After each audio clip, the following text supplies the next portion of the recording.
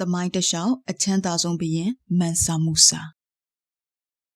မာလီအင်ပါယာရဲ့ဘုရင်မန်ဆာမူဆာအကြောင်းကတော့စိတ်ကူးရင်ပုံမြင်တွေထက်တောင်ပိုပြီးကြွယ်ဝလွန်းတဲ့ဖြစ်ရမှန်လို့ပြောရမှာပါပဲ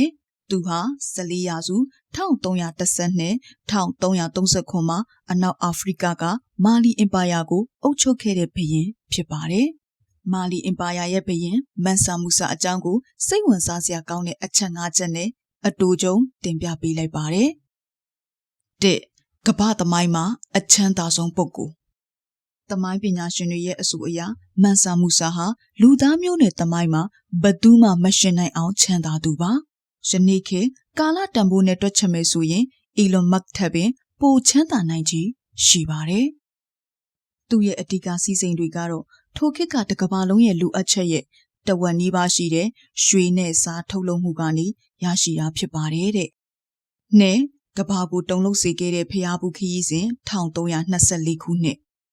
သူဟာမက္ကာမြို့ကိုဖျားဘူးသွားတဲ့အခါခမ်းနားလွန်လို့ကမ္ဘာသမိုင်းမှာမှတ်တမ်းတင်ခံခဲ့ရပါတယ်။သူ့နောက်မှာအလုတ်အကျွေးပြုသူပေါင်း6000ကျော်ပါဝင်ပြီးလူတိုင်းကပိုးတဲ့အကောင်းစားတွေကိုဝစ်ဆင်ထားကြပါတယ်။ကလအုပ်အစည်းပေါင်း80ကျော်ဟာတစည်းကိုရွှေပေါင်300နီးပါးတင်ဆောင်လာပြီးလမ်းတစ်လျှောက်မှာရှိတဲ့စင်ရဲသားတွေကိုရက်ရက်ရော်ရော်လှူဒန်းခဲ့ပါတယ်။၃ရွှေစည်းကိုပြုတ်ကျစေခဲ့သူသူ့ရဲ့ရရောမှုကဘလောက်အထိလဲဆိုရင်အီဂျစ်နိုင်ငံကိုင်ရိုမြို့မှာသူဖြတ်တန်းသွားစဉ်ရွှေတွေကိုအလွန်အကျွံလှူဒန်းခဲ့တာကြောင့်အဲ့ဒီဒေသမှာရွှေတွေပေါ်များသွားပြီးရွှေစည်းဟာ12နှစ်တိုင်တိုင်ထိုးကျသွားခဲ့ပါတယ်။ဒါဟာသမိုင်းမှာလူတဦးတဲ့ကြောင့်နိုင်ငံတစ်ခုလုံးရဲ့စီးပွားရေးစနစ်တစ်ခုလုံးကမောက်ကမဖြစ်သွားခဲ့တဲ့တစ်ခုတည်းသောဖြစ်ရပဲဖြစ်ပါတယ်။၄ပညာရေးနဲ့ဘီတုကပညာကိုမြင့်တင်သူဟာရွှေတွေကိုဖြုံးတီးယုံတင်မဟုတ်ပဲသူ့နိုင်ငံကိုလည်းတိုးတက်အောင်လုပ်ခဲ့ပါတယ်။တင်ဘက်တူ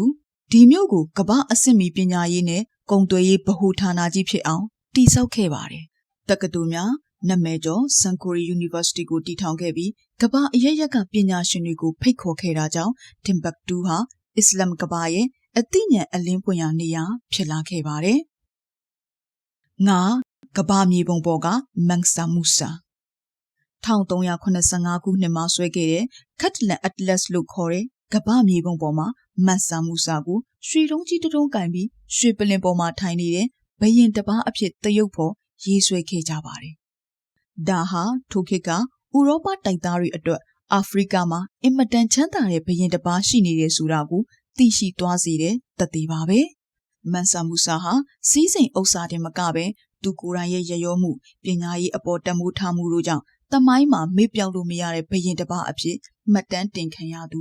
ဖြစ်ပါတယ်